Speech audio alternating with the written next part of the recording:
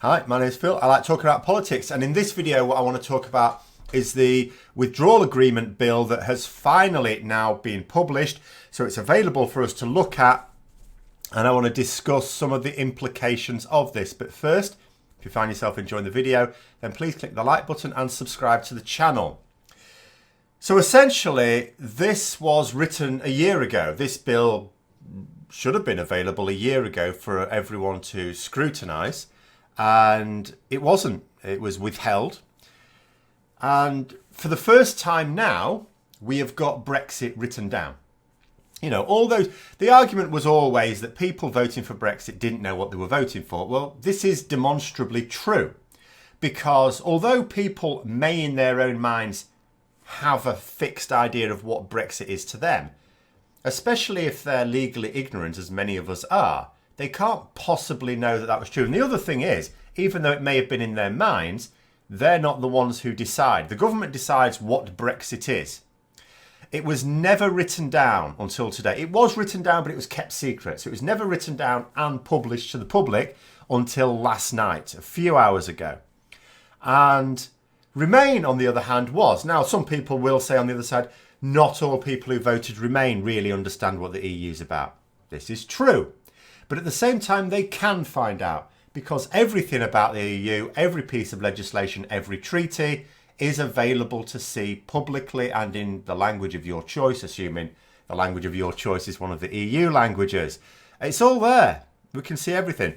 Okay, I haven't read absolutely everything. I've read the most important treaties, because that is the essence of what the EU is. But every piece of legislation, of course not.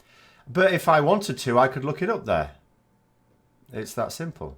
Brexit has only just been written down. And although it was fairly obvious from the withdrawal agreement what it was, both Theresa May's and Boris Johnson's, what it would largely include, because this withdrawal agreement bill is the legislation designed to deliver on it. So it was always going to be largely in, it's the vehicle to deliver it, so it has to be fit for purpose, if you see what I mean. And there are two aspects to it. There are two types of Brexit that it allows you to go down. Because at the moment, there's lots, in theory, as we've been negotiating all this, there's lots and lots and lots of forms of Brexit. You know, realistic ones, where we exclude the ones that actually don't lead anywhere. But this withdrawal agreement bill now basically says you have two options. The first one is you get a trade deal, which is what a lot of people say they want. They want Brexit with a deal. Remember, this withdrawal agreement is an agreement. We often call it a deal, the Brexit deal. We shouldn't. It's not a deal. It's a withdrawal agreement. It is the terms on which we withdraw from the EU. It's not a trade deal. It's not a deal to do with any other forms of cooperation, whether to do with services, which should have nothing to do with the trade deal necessarily anyway, security, other projects, anything like that. So the first option is you can have a trade deal. But to have a trade deal, and we always knew this was the case if we were realistic, but this withdrawal agreement bill sets it out plain, then that means you accept EU standards and you accept the jurisdiction of the European courts. It could be no other way anyway, but it's now written down in black and white. For example, section 26 in the first part. The second type of Brexit is that we don't arrange a trade deal, which of course requires meeting minimum EU standards and accepting the jurisdiction of the European courts. Then we leave with no deal at the end of 2020. That's it. So it's still a no deal. And this is what I've been saying all the way up to this. Without having read the withdrawal agreement bill, I knew it had to include these lines because it was the only thing that was consistent with the withdrawal agreements, which we had seen both from May and but especially from Johnson. And that's not just the legal default. People keep saying to this Article 50 process that no deal is the legal default. Well, this is what this bill is designed to deliver. It's actually written to deliver that outcome. So ministers, including the Prime Minister, have said that they want to diverge standards. Now, the bill is clear that doing so means no deal. If you want to diverge standards, you can't have a deal. It sets that out plain. And this, remember, is not like a paper produced by the government that sets out intentions. This is going to be, if it goes through, British legislation. It's the law, British law. We are accepting that we understand that if we want to diverge standards, we can't get a deal. And if we don't look like getting a deal, there is a possibility of extending the transition period once for 2 years. Now, I'll be honest, I don't think a comprehensive free trade agreement is realistically possible even in 3 years. Well, it's never been done before. You could argue we're already fairly aligned anyway, but still the actual negotiations. But for 1 year, not a chance. So we can extend the transition period once, but government has the decision over that, not Parliament. In fact, by MPs voting for this, they're voting to give all that power to the government and not have any for themselves. There's no confirmatory votes from Parliament or anything like that.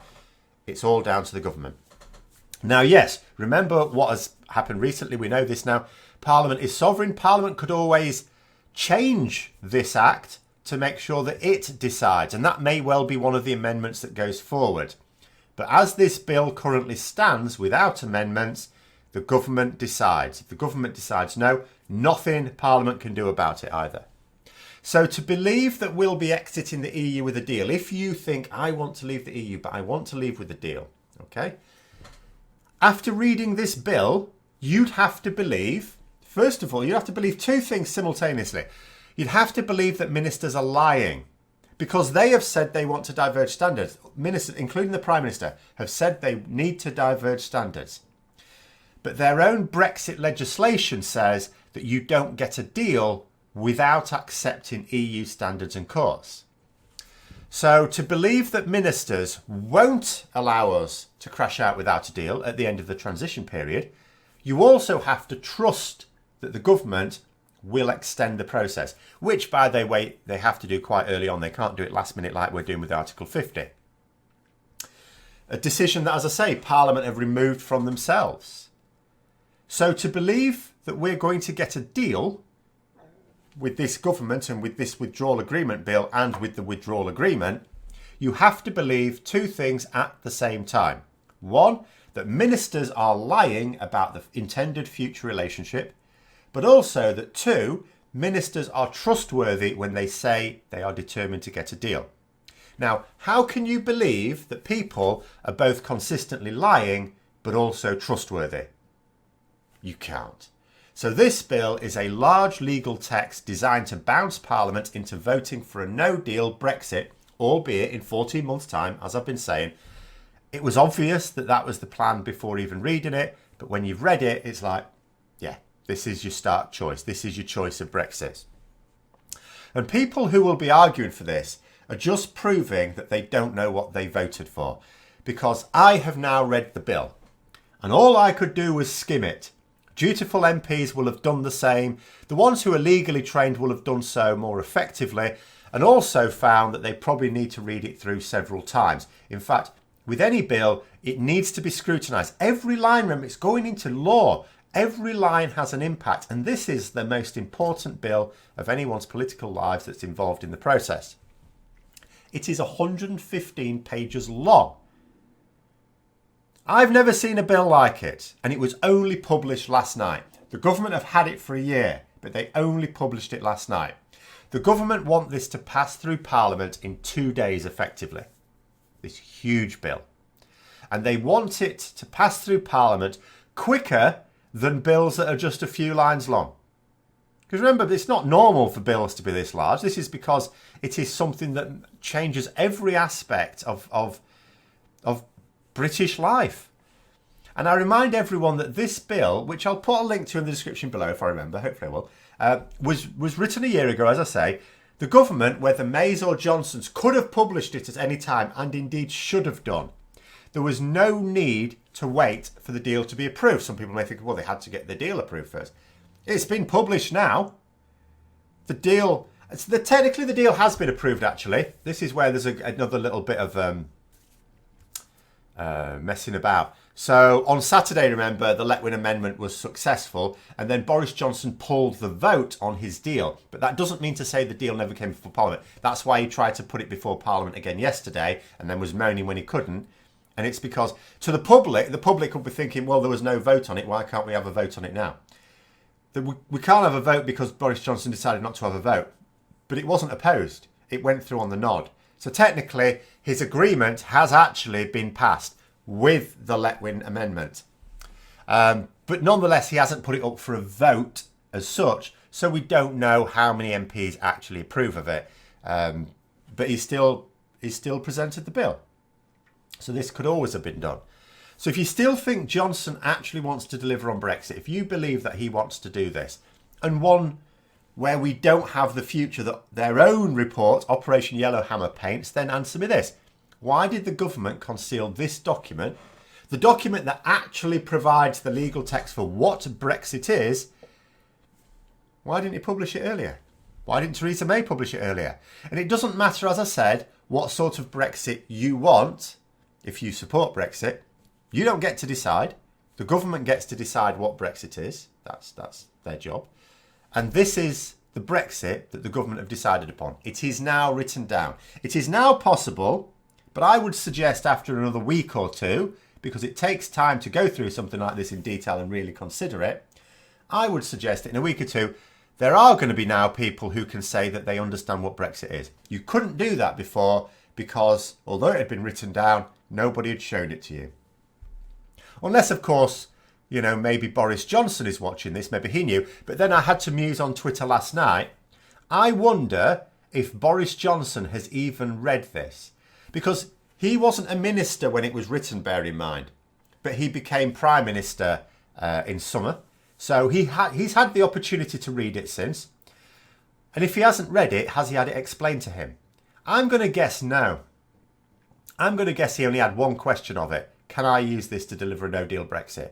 I don't think he's even read it. I don't think many ministers have even read it. I'm not quite sure too many of them are even capable. But it has been published now for the very first time. So for the first time, people now have the opportunity to see what Brexit is. Something that could only be speculated upon before. And when the dust settles, and even if you think you actually want no deal and are happy that the legal text provides it, just remember, there is actually no such thing in the end. If we leave without a deal, we can't not trade with the EU, and we can't trade with them on WTO terms, no matter what people think. People will realise at some point if this comes to pass. We will eventually have to get a deal, and that will involve everything that is in this bill, which by that point will be legislation. It will be British law. That means EU standards and accepting the jurisdiction of the European courts. And until we've done that, if we've lowered our standards, until we've raised them back up again, and we've met all the other conditions, even if we get an agreement, we won't be able to take advantage of it until it's implemented. Because that's the other part of trade agreements with other countries. It takes so many years to agree, and then it can also take so many years to implement it. Take the deal with Canada, for example. It was a good 10 years. People will say, oh, it's 7 years to negotiate it. Yeah, it was. And then 3 years to implement it. Because the more complex it is, the more systems have to be updated, changed in both territories. But in this case, just ours, because we'll be accepting the EU standards. Because, you know, they're much larger and more powerful than us. That's the bottom line. And until we do that and implement it, we won't be able to trade with them on anything like reasonable terms. So there we go. That's the withdrawal agreement bill out. As I say, hopefully there's a link in the description below. If not, poke me and I'll put it in there. Have a read for yourself if you fancy reading 115 pages of legal text. Actually, 2 or 3 of the pages are just like titly things. So really, it's just over 100. But I hope you found the video interesting. If you'd like to support the channel further, then please click the Patreon link for details. And until next time, I'll see you later.